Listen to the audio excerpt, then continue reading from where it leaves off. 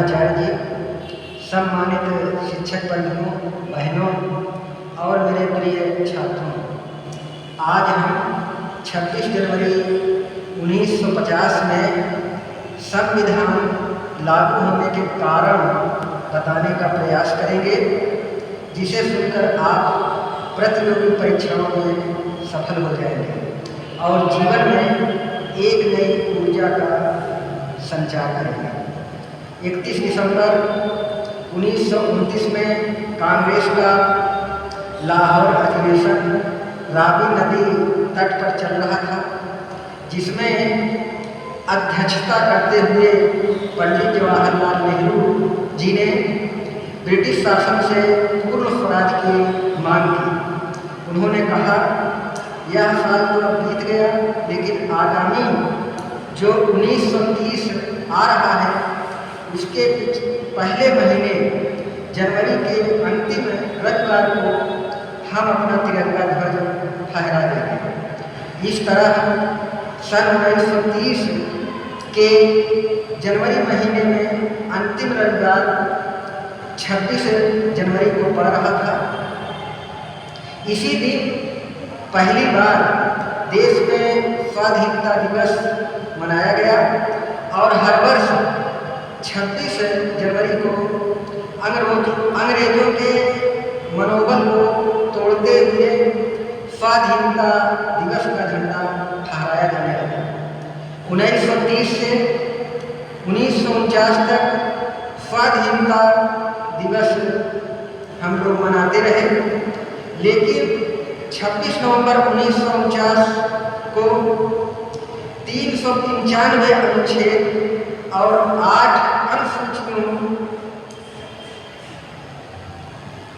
के साथ 13 किलोग्राम वाला भारतीय संविधान तैयार हो जाता है, जो भारतीय स्वाधीनता के लिए बड़ी दुविधा का चीज निकला, क्योंकि दोनों का मतलब अलग था। एक था स्वाधीनता दिवस, जिसे 20 सालों से मनाते चले आ रहे थे, जिसमें हमारी मर्यादा छिपी थी।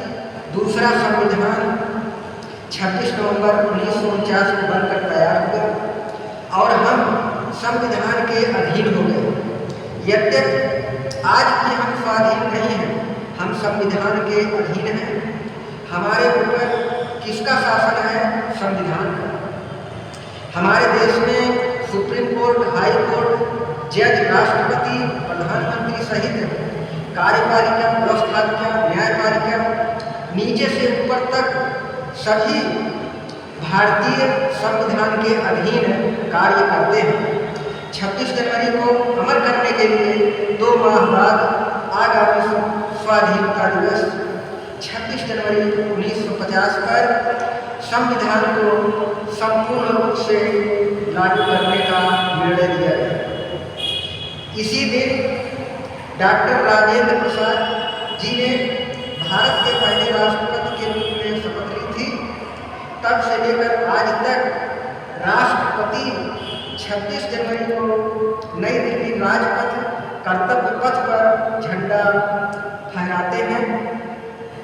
इसी बीच प्रधानमंत्री तथा तीनों सेनाओं के प्रमुख भी वहां मौजूद होते हैं। साथ ही जो देश करीब होता है, उसे मुख्य अतिथि के रूप में आमंत्रित करते हैं।